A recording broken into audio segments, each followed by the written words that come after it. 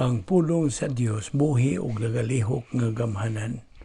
Labi pang mahait kaysa espada nga duhay sulab ug modulot ngadto sa kitagbuan sa kalago espiritu sa mga lutahan ug sa mga kauyukan ug motugkad sa mga hunahuna ug katuyuan sa kasing-kasing.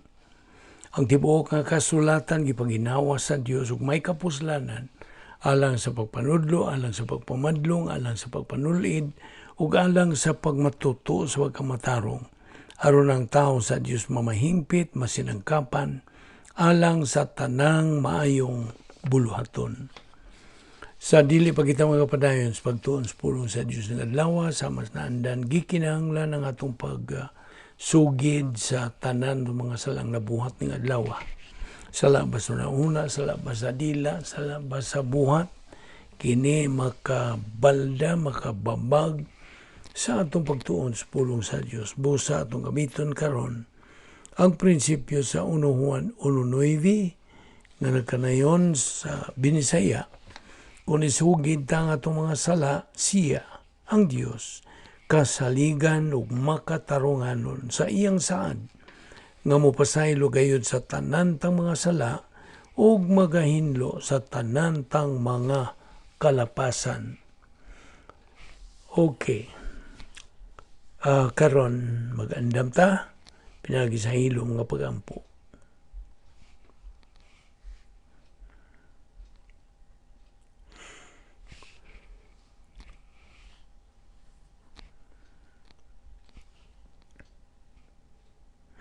Bala na mo nga Dios, nagapasalamat kami kanimo unas tanan sa imong grasya nga imo pa kaming ipabuhi. Salamat o Dios ng laing nga adlaw nga imong gigahin alang sa among pagpadayon sa pagtuon sa imong pulong. Ubadi kami karon sa among pagkaon sa among tagsa-tagsa kakalag ingon nga imong mga anak.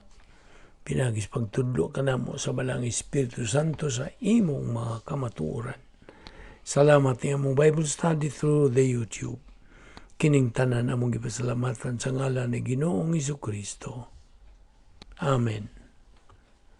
Welcome everyone sa atong mga subscribers, mga higala, atong mga igsoon diyan ni Kristo. Padayon ta sa atong gibiyaan nga hilisgutan bahin sa the Holy Trinity, ang balaang Trinidad. Okay, karon atong isgutan ang amahan sa tanang magtutuo. Sanglit ang Diyos nga amahan, mao may tagmugna sa kaluwasan. Ang tanang magtutuo personalmente o sa kahangturan may relasyon ngadto kaniya pinagi sa bag-ong pagkatao. Efeso 1:5, Efeso 3:14-15, Efeso 4:6. Gitawag kita og mga anak sa Dios. Juan 1:12, Galacia 4:6-7. Sukwahi sa nailhan na gituwan sa kadaganan nga pagkamahan sa Dios sa tanang tao sa kalibutan. Ang Dios dili amahan sa tanang kaliwatan sa tao. Juan 8:42 o 44, kundi amahan lamang siya sa tanang magtutuo. Ilhagi na og sabta. Ang pagkasakop sa panimalay sa Dios dili automatic, kundi resulta kini sa usa ka yanong lihok sa pagtuo kang Hesukristo. Galacia 3:26 na kanayon, pinagis pagtuo kamong tanan na himong mga anak sa Dios sa pagpakighiusan ninyo kang Kristo Jesus. Isip nga sakop sa iyang panimalay, magasangpit na kita sa Dios pinagis pag-ingon og amahan. Roma 8:15. Sama sa bisag kinsang mahigugmaong mga amahan, ang Dios nga langit nung amahan nagasangkap sa unsay labing maayo alang sa iyang mga anak. Mateo 7:11. Ang tanantang mga gikinahanglan natagbo o gisangkap sa tumang kabuhong dito pas kanitong walay katapusan pinagi sa Dios nung dekrito. Isip garantiya nining maong pagsangkap nga dayon. Ang Dios nga mahan, wala mang magapuyo sa sulod sa matag magtotoo, Juan 14:23, Episo 4:6, kundi personal pagyong nagapasalig nining naasoy mga panalangin. Kining mao nga mga grasyang panalangin nagalakip na sa tanang mga gasa nga gihatag ngadto sa magtotoo diha sa unang hugna nga mao ang kaluwasan. Sa ikaduhang hugna, lakip ang mga saad ug doktrina sa Biblia. Ug kadtong ihatag na unya didto sa ikatulong hugna sa eternidad. Diha sa 1 Pedro 1:4, usa ka panulundon nga dili madunot o mahugaw o mahanaw ang iyang gitagana didto sa langit alang kaninyo. Sama sa tanang mga anak, kita makasala o mopakyas sa atong langit ng amahan. Ug mao nga kita pagapantunon sa amahan alang sa atong kaayuhan. Hebreanon 12:5-11. Hinoon, andam kanunay ang atong amahan sa paghangop sa iyang mga anak aron may balik kita sa atong pagkikambitay kaniya sa dihang mobalik kita ngadto sa iyang plano pinagi sa pribado diretso nga pagsugid sa atong mga sala ngadto kaniya 1 Juan 1:9. Karon atong isgutan ang Dios nga anak, ang dili kasagaran nga persona sa universo. Si Jesucristo, ang ikaduhang persona, mauray makita nga sakop sa Balang Trinidad. Juan 1:14 ug 18, Juan 14:9. Nailhan siya, ingon nga Dios nga anak, o Ginoong Jesucristo. Ang iyang titulo Ginoo nga sa Grigong pinulungan Kurios o Yahweh sa Hebrehanon. Nagamantala sa iyang pagka-Diyos. Paminaw pagayon ini. Ang Jesus nga mahimong hubaron ug manluluwas mao ang ngan sa iyang pagkatao o nagapailan sa iyang buhat sa kaluwasan alang sa atong kaayuhan. Mateo 1:21. Now, ang titulo nga Kristo, nagkahulugan kini og ang usa ka dinihugan o Mesiyas, nagahulagway sa iyang mga katungdanan pagka-propeta, pagkapari ug paghari ngadto sa Israel. Ingon nga talagsaong persona sa universo, si Jesucristo na nag-iya og duha ka kinaiya nga nagkahiusang dili mabuwag dihas gitawag og hypostatic union nga way pagkawagtang o pagkasagol sa nagkalahi nga pagkasiya nga way pagkawa o pagbalhin sa mga hiyas o mga kinaiya. Ang pagkahiusa usa ka personal ug dayo na. Siya walay pagkakunhod ug matuod siya nga tao dihas usa ka persona hangtod sa kangturan. Roma 1:2 ngadto sa 6, Pilipos 2:6 ngadto sa 8, 1 Timoteo 3:16. Nagahupot siya sa matag kinaiya sa pagka-Dios ug may relasyon siya ngadto sa laing duha ka sakop sa Balang Trinidad. Isaías 48:16, Juan 1:1-4, Hebrehanon 5:5. Kaya ang tibuok nga pagka-Diyos, anak ang Kristo sa iyang pagkatawhanon. Kolosas 2:9. Ingon nga Diyos, si Kristo ana sa tanang gahom. Mateo 28:18. Na nag-iyas kinabuhi sa iyang kaugalingon. Juan 5:26. Naghatag og kinabuhing walay katapusan. Juan 10:28. Mopasaylo sa mga sala, Mateo 9:6, Marcos 2:7, ug mohukom, Juan 5:22. Ingon nga anak sa Dios, Roma 1:1-4, si Kristo mao ang tukma sa talagsaong kung tukma nga larawan sa himaya sa Dios nga Amahan. Mga Hebreano 1:3, sa talagsaong mga okasyon sa iyang pagtuki bahin sa iyang kaugalingon isip anak sa Dios, gihukman siya nga nagpasipala. Juan 10:33 o gihulga nga patyon. Juan 5:18. Daghang mga tao nga nakalungog sa iyang pag-angkon sa iyang pagka-Dios o Mesiyas nga kusganong misalikway sa maong pag-angkon. Ingon nga anak sa tao, Lucas 19:10, si Kristo mihupot sa pagkasusama o sa porma sa tao. Pilipos 2:7. Iyang gihatagan o gibugaton kining maong titulo sa mas kanunay kaysa uban niyang titulo atol sa iyang ministeryo dinis kalibutan. Sanglit dinha naman sa kanunay ang iyang pagka-Dios. Juan 1:1, iya na karong gipunting ngadto sa unsa may bag-o o kinahanglan usab nga masabtan ang iyang pagkatao. Mateo 1:25. Atol sa iyang pagkinabuhi din si yuta, si Jesus misinati og pisikal, intelektual ug espirituhanong pagtubo. Lucas 2:40 ug 52. Nahibaw-an niya ang pagbati ug kakapoy. Juan 4:6. Ang pagkagutom. Mateo 4:2. Ang pagkauhaw. Juan 19:28. Ang pagsulay. Hebreano 4:15. Ang pag-antos. Hebreano 2:18. ug ang pagkamatay. Lucas 23:46. Sa dihang ang Dios tao, dias in English nga hypostatic union, gikan siyang Dios nung kinaiya. Misulti si Kristo.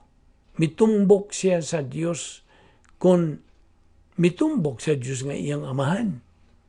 Sa diyang misulti siya didto sa krus gikan sa iyang tawhanong kinaiya. Iyang gitumbok ang Amahan nga iyang Dios. Mateo 27:46, cross-reference Juan 20:17. Apan ang iyang pagkatao, wa gayoy pagkakunhod o pagkatibhang gikan sa iyang pagka-Dios, ni gikan sa pagkahisama niya sa Amahan ug sa Espiritu Santo. Juan 5:23. Si Jesus tataw nga gipadayag dias daang pagisaan sama sa usa. Primero, ang magbubuhat.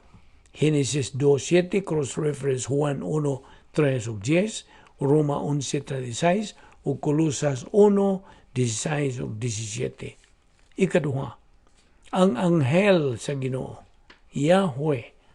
Genesis 16:10, Genesis 22:11. Mga maghukom 13:17-23, cross-reference Juan 1:18. Ikatulo, ang Mesiyas o ang usa nga dinihugan, Salmo 2:2, Daniel 9:25, cross-reference Juan 4:25-26. Gibalik-balik siyang gipadayag nga Yahweh.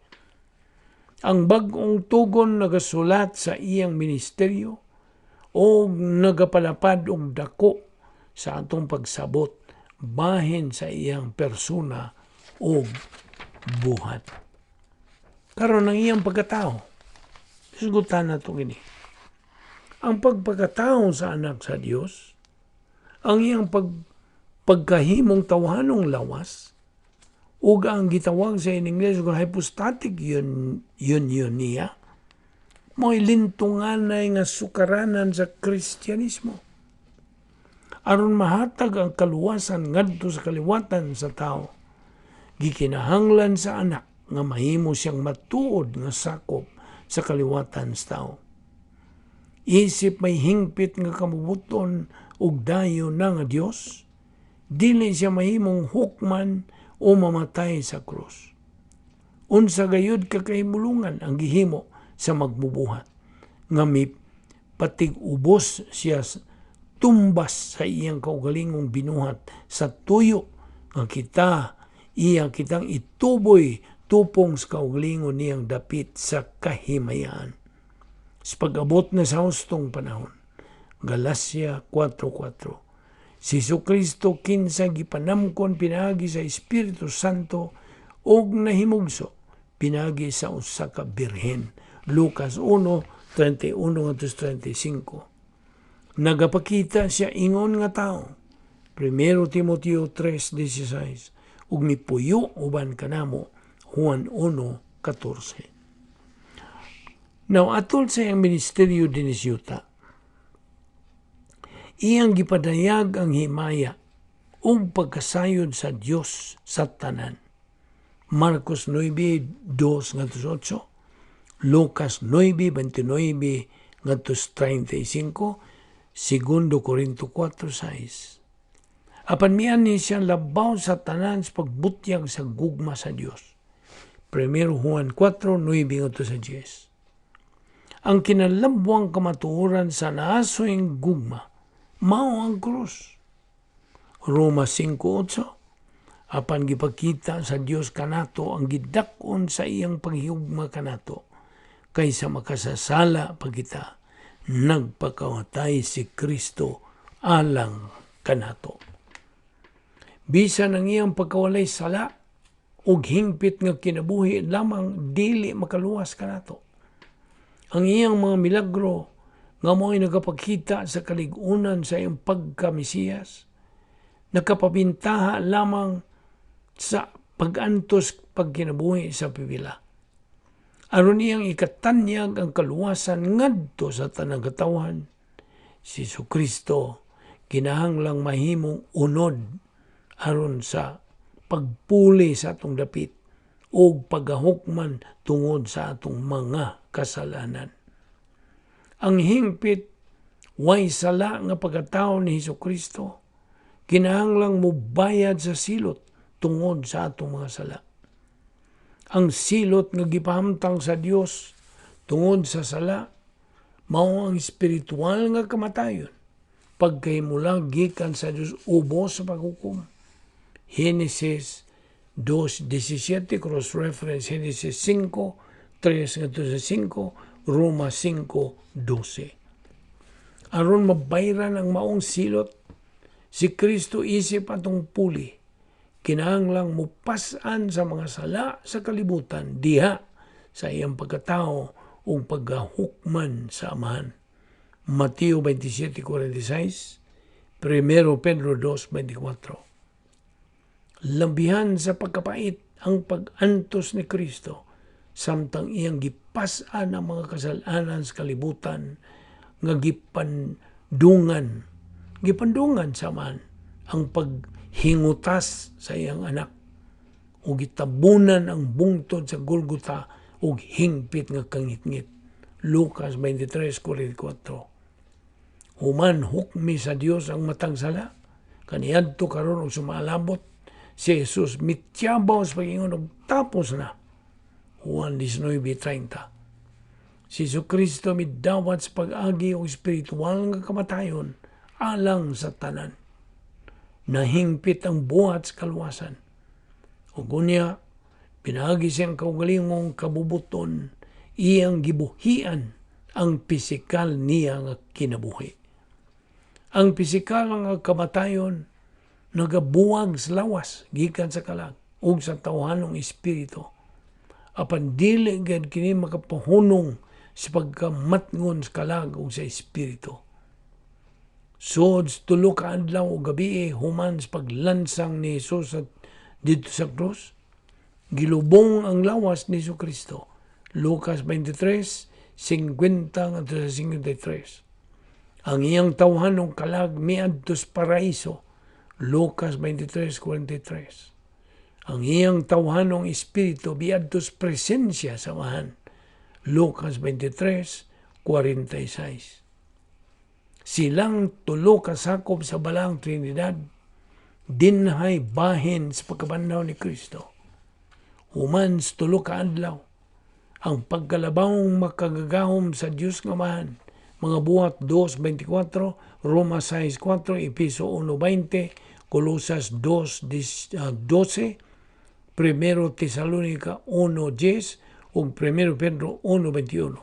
Ang pagkalabawang makagagahom sa Diyos Espiritu Santo, Roma 1:4, Roma 8:11, 1 Pedro 3:18, ug ang pagkalabawang makagagahom sa Diyos nga anak, mibanhaw sa pagkatao ni Jesucristo gikan sa mga patay. Juan 2:18-21, Juan 10:14-18. Si Jesus gibanhaw sa mahimayaong gahom sa Amahan, Roma 6:4. Kinsa mibutang pagbalik sa iyang tawanong espiritu ngadto sa iyang lawas didto sa lubnganan. Siya gibanhaw diya sa espiritu, 1 Pedro 3:18, o ngadto sa iyang lawas didto sa lubnganan. Siya gibanhaw diha sa espiritu, 1 Pedro 3:18, sa dihang gibalik sa Espiritu Santo ang iyang kalag didto sa iyang lawas. Ang Dios nga anak midisenyo ug mibuhat sa iyang kaugalingong binanhaw nga lawas. Colosas 1:16. Si Jesus mibangon gikan sa lubnganan, Mateo 28:6, uban sa iyang kalagong espiritu nga nagkahiusa sa usa ka mahimayaong walay pagkamatayang lawas binanhaw. Siya lamang ang tao nga gibanhaw sukad masukad.